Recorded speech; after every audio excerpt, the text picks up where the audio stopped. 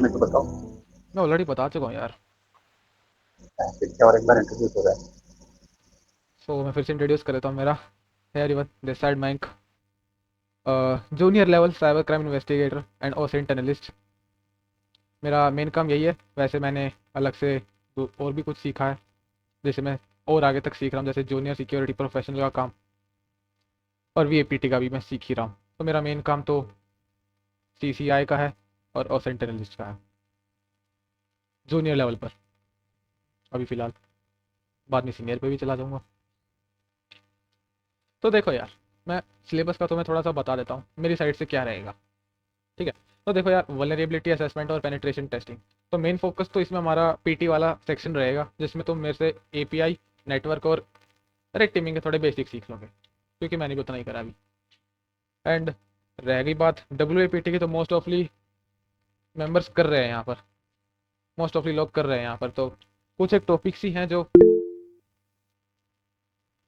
कुछ एक ही टॉपिक्स हैं जो तुम लोग सीखना चाहते हो मुझसे बस। बाकी तो मोस्ट ऑफली डब्ल्यू कर ही रहे हैं और सीख रहे हैं, तो उसमें इतना वो रहेगा नहीं। बाकी रह गई बात वीए की और पीटी की, तो वो मैं करवा दूंगा। ठीक है। तो स्टार्ट करते हैं आज के सेशन को। तो बिफोर स्टार्टिंग मैं तुमसे दो चीज़ों का मतलब पूछना चाहूँगा, क्योंकि तुम लोगों को डब्ल्यू मोस्ट ऑफली आती है। So what is vulnerability and what is exploit, and tell me the key difference between them, if you know. Vulnerabilities like उसमें इश्यूज क्या है सोबर ना सोबर और हमें तो एक्सप्लॉइट क्या लाइक क्या उसको बता दी लिया एक्सप्लॉइट है। कैसे करना है। एक बजे जाओ बता दी मैं लेने। ये तुम्हारी आवाज़ एकदम क्लियर नहीं आ रही यार, बैकग्राउंड से बहुत आवाज़ आ रही है, कहीं अकेले जाके बैठ जाओ। कोई और बताओ। उसके आवाज़ मेरे को क्लियरली नहीं आई, बैकग्राउंड से बहुत नॉइस था। मैं ब्रदर सीसीआई के लिए अभी करंटली इंटर्न हूँ।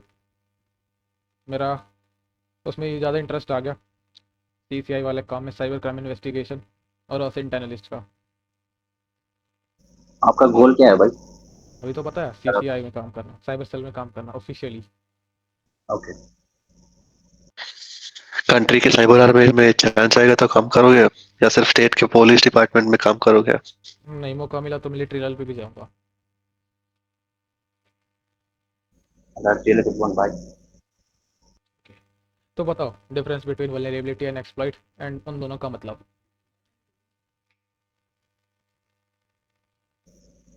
एनीवन? ओके, मैं किसी से पूछ लेता हूँ। ओके, तो मेरा क्वेश्चन रहेगा धर्म कथारिया से। What is vulnerability? हेलो। हाँ। वल्नरेबिलिटी मतलब कि अगर कोई भी एप्लीकेशन या वेबसाइट है जिसमें कोई भी खामी है, तो उस खामी को, अभी मान लीजिए कि कोई भी एप्लीकेशन है या वेबसाइट जिसमें एसक्यूएल इंजेक्शन का हम यूज करके पूरा डेटाबेस का हम जान सकते हैं कि अगर डेटाबेस, तो हम कुछ एसक्यूएल के ऐसी क्वेरी जो यूज करेंगे उसको एक्सप्लॉइट बोलेंगे। जैसे कि बेसिक सबको मालूम है जो है और वन, जिससे आप ऑथेंटिकेशन बाईपास कर सकते हैं, वो आप एक्सप्लॉइट है। और जो आपकी खामी है एसक्यूएल की, आप फिल्टरिंग नहीं करते जो यूजर इनपुट है, वो आपकी वल्नरेबिलिटी है।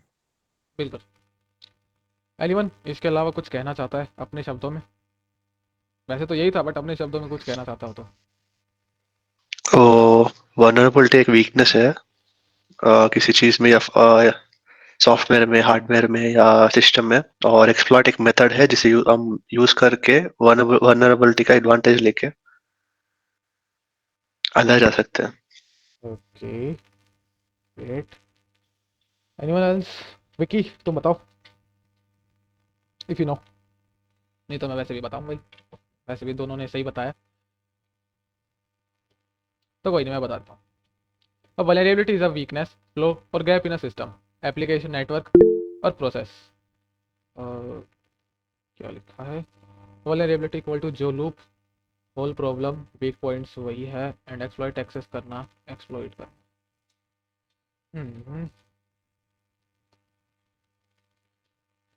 ठीक है।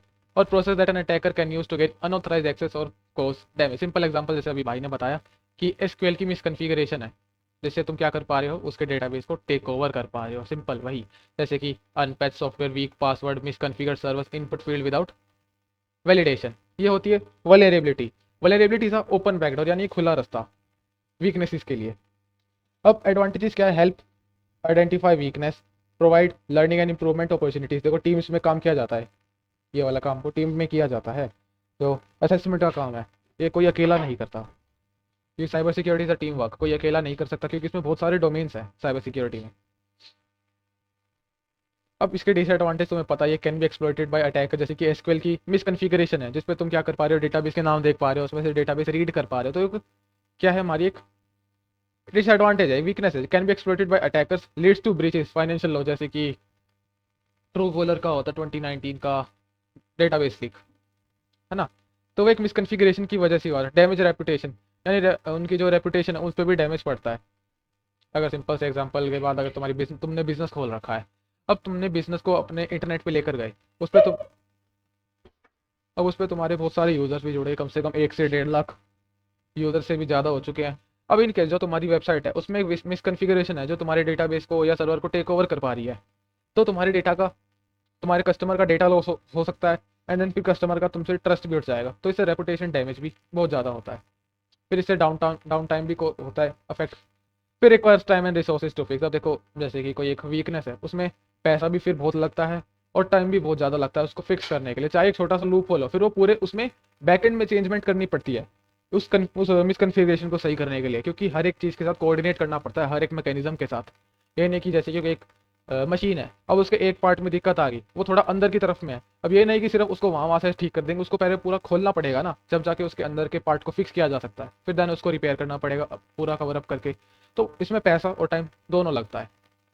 कुछ वीकनेसेस ऐसी भी होती है जिनमें पैसे लगाना बेफिजूल की बात होती है, उस पर कंपनी वाले सोचते नहीं है कि पैसा, अगर इसमें रिक्वायरमेंट नहीं है तो उस पर पैसा नहीं लगाना, चाहे तुमने उसको रिपोर्ट क्यों ना कर रखा हो उस वीकनेस को। समझ गए। फिर एक्सप्लॉइट, सेम जैसे भाई ने बताया, exploit is a method, tool और code use to take advantage और वल्नरेबिलिटी। सिंपल डेफिनेशन है, an exploit how attackers enter through the open door. SQL injection payloads, Metasploit module, जैसे कि मिसकॉन्फ़िगरेशन है उसमें मेटास्प्लॉइट में उसका एक्सप्लॉइट भी अवेलेबल है, तो उसके थ्रू हम उसको लेवरेज कर सकते हैं। तो जैसे कि malware leveraging, 0 days RCE scripts. तुम बताओ RCE क्या है? RCE क्या है? एक रिमोट कोड एग्जीक्यूशन क्या है? वल्नरेबिलिटी है, एक्सप्लॉइट है, क्या है? रिमोट कोड एग्जीक्यूशन वल्नरेबिलिटी ऐसा है कि कोई इनपुट फील्ड और ऐसा कुछ है जिसमें हम लिनक्स के जो कमांड्स है वो रन कर सकते हैं। Okay, like anyone else? RCE क्या है एक्चुअल में?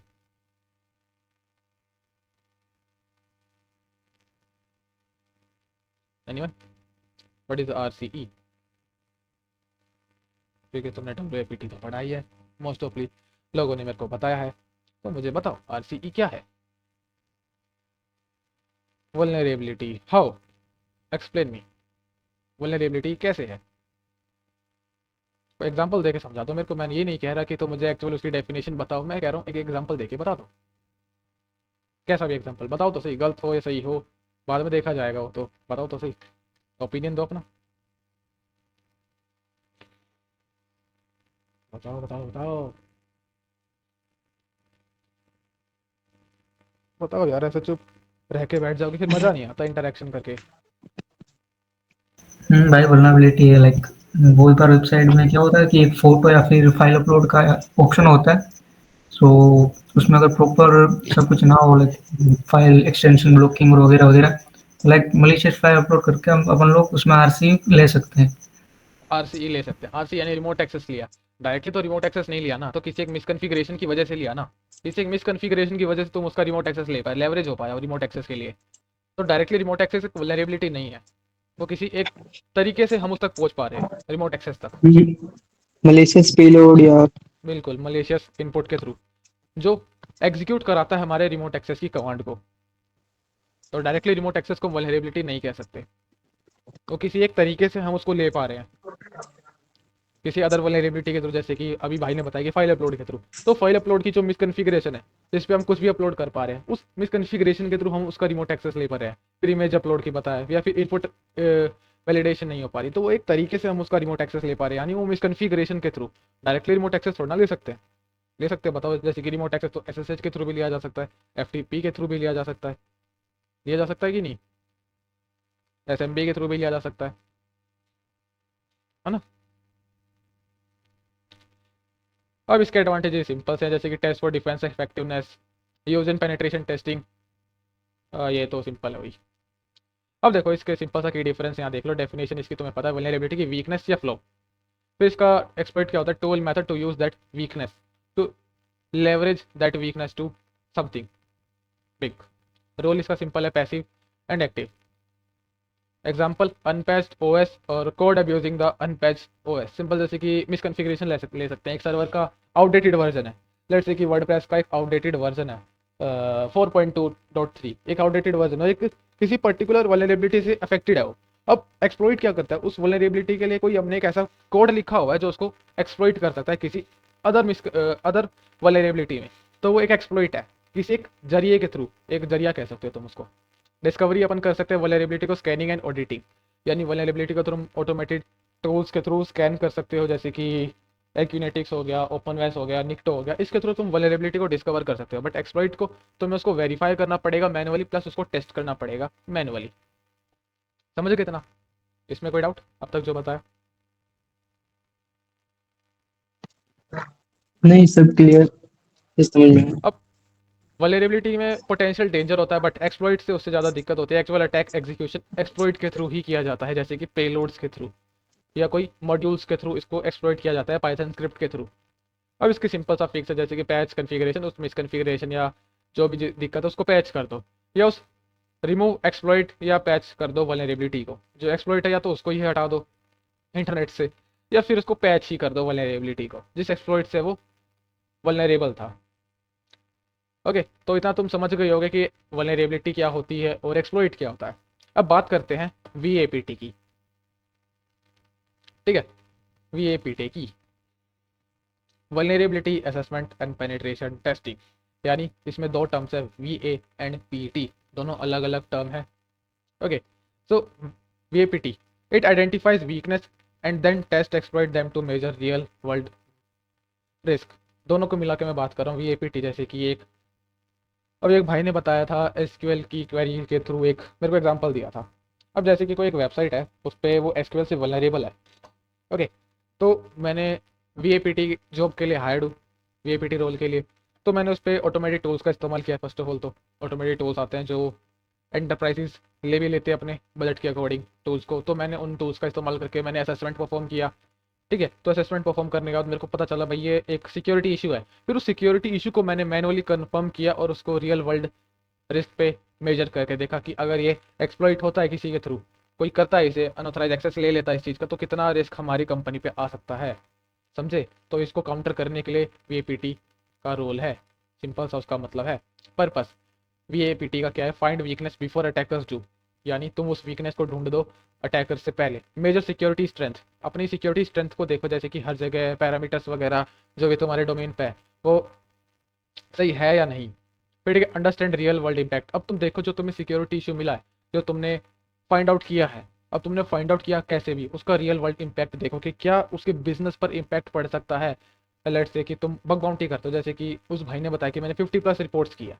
अब 50+ रिपोर्ट तो की, बट जिसको रिपोर्ट की उसने देखा भाई, उसको असेस करके देखा उस रिपोर्ट को, अब उसने काउंटर करके देखा उस रिपोर्ट के जो तुमने मेंशन किया है उसमें, वो देखेगा कि भाई जो इसने रिपोर्ट किया क्या वो मेरे बिजनेस पे इम्पैक्ट डाल पा रहा है। जैसे कि मेरा बिजनेस है कार्ड से related, credit card, virtual card numbers मैं प्रोवाइड कराता हूँ कुछ चार्जेस पर।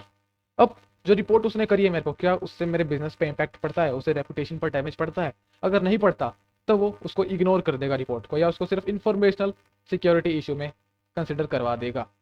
फिर प्रायोरिटाइज फिक्सेस, अगर वो इशू अगर थोड़ा मीडियम सीवेरिटी का, यानी उससे थोड़ा इम्पैक्ट पड़ सकता है, या थोड़ी हाई सीवेरिटी का, उससे ज़्यादा ही इम्पैक्ट पड़ रहा है, तो उसके लिए इश्यूज प्रायोरिटाइज किए जाते हैं, तो प्रायोरिटाइज फिक्स किया जाता है उसके इश्यूज, जो भी इशू उसको फिक्स किया जाता है, पैच किया जाता है। फिर इंप्रूव ओवरऑल सिक्योरिटी, फिर ओवरऑल सिक्योरिटी को इंप्रूव किया जाता है। ये हमारा पर्पस होता है VAPT का। ओके, समझ गए VAPT क्या होता है? अगर मैं तुमसे कभी नेक्स्ट सेशन में कभी पूछ रहा हूँ तो समझा सकते हो मेरे को VAPT को?